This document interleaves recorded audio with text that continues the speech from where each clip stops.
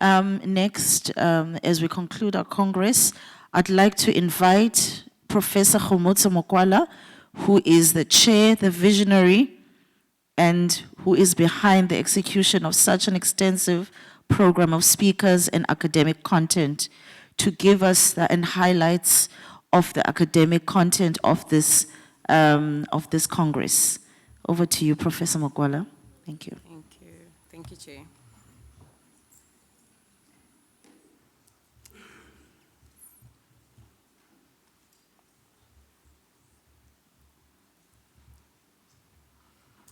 Okay, so I do realize that I'm standing between you and your flights and whatever, so I will be very brief. It's just to give you some of the Congress highlights and some take-home messages from the Congress. So we started out with a committee with just beauty and brains and the thorn amongst the roses. So our committee consisted of Neresha, who is the overall Congress chair, and myself as the academic or scientific chair. And we have Phumuzo Mutaduni, who is the finance, she's the lady with the finances. And then Stuart Moore was the PR, and he's also standing in representing the SASNM as an organization, since he's the president of SASNM. And we had Bawinile Hadebe, who was in charge of all the social events and the logistics. So with the academic subcommittee, I felt I couldn't do this huge task by myself, so I enlisted the help of my friends and colleagues. So I had Oluwethu Mbakaza, who was part of the nuclear physicians representative, Kamo Ramona Heng, she is a physicist, and we had John Simahapani, who was representing the technologists, as well as Janka Kleinhans, who is representing the radiopharmacists. The theme, so we had to come up with a theme, and the theme that we came with was going back to our roots. And what we meant when we said going back to our roots, we were speaking, or it came from, stemming from the idea that we started out in the therapy space as nuclear medicine, and we've gone full circle, and a lot of the work that we're doing nowadays is back into therapy, and we're trying to see what more we can do in that space. Secondly, women, we feel that, this year, I think, I stand to be corrected, the numbers, I think it's 120 years since Marie Curie won her first Nobel Prize in 1903. So that represents, so we felt that we needed to represent that, and with the field growing, we need to make sure that we take the women along, and we need to grow the women in nuclear medicine, because we are still a bit, left behind. And then, so we need to refocus and bring back the focus back on the female.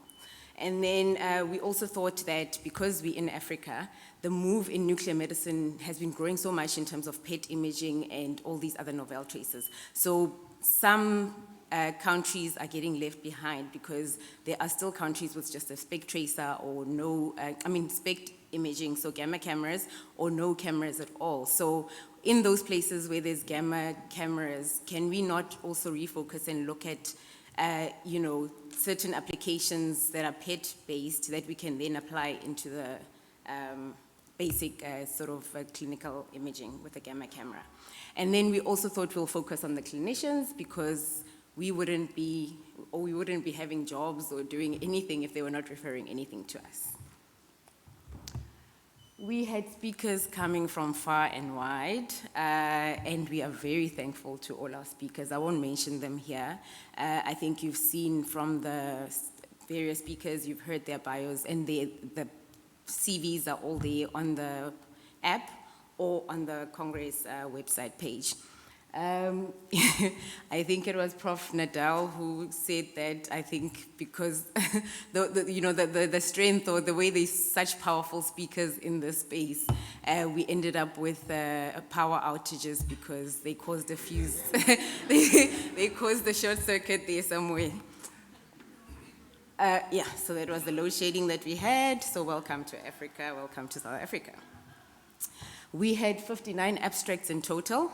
One was withdrawn, one was unsuccessful, unfortunately, and then one was a duplicate submission, so we ended up with 47 that were awarded poster presentations, and 9 that were awarded oral presentations. In terms of the themes, these are not, the full themes, but more or less it's just an idea to give you where the abstracts fell in. So we had some preclinical work that was submitted, some SPECT imaging, PET imaging, we had some novel traces and applications, and we had some therapy abstracts that were submitted. I think I forgot one or didn't mention one, which was also education and training. So these are the winning abstracts, and we are thankful. We were very overwhelmed with the response when we made the call out for abstracts, and we appreciate all the work that is going, that colleagues are doing in the different spheres and in the different corners of South Africa and Africa. And it is unfortunate that we had to select one or a few winners. If we could award everyone with a prize. So it was a difficult task. So I must just say that in terms of the abstract reviewing, we couldn't do it all by ourselves. So we sought out some independent reviewers who come from all the different provinces in South Africa. We had people from Free State, from Limpopo, from you name it. We had people represented everywhere to review the abstracts. So these are the winning abstracts. You might have heard or seen them from last night at the gala dinner, so I won't go too much into that. And then even the oral talks, the prize winners were awarded last night. For the first time in the history of SASNM and the congresses that we've had, we had a trivia night, which I believe was a success, at least based on the feedback that we've received. People enjoyed it, and I hope that it's something that the next committee can consider to take on. Obviously, just modify a few things and verify our facts because, hey, people came for us. Yeah, so these are the winning teams. Well, yeah, second place and first place. And then again, for the first time in the history of the Congress, we had a Women's Breakfast Symposium, which I think, again, a lot of people felt it was a very fruitful session, and we wish we had more time as women to address these issues. But something that did come out is that while we are focusing on the women, we must be sure not to sideline the men. Okay, and then in terms of looking forward, I feel that from this meeting, we have seen that we should be patient first and patient orientated. And there is a need for prospective clinical trials. I think this has been said through and through. And I think from Prof. Hoffman's talks, we have seen that the only way to sort of cement our place in the different therapy schema and in the different, scopes of practices is through clinical trials and producing that evidence. So I think that's something that we need to invest in. And then obviously collaboration. We cannot do it alone.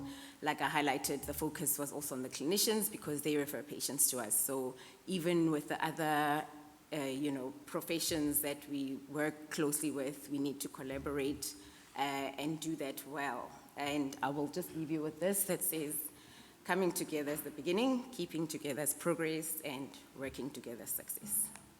Thank you.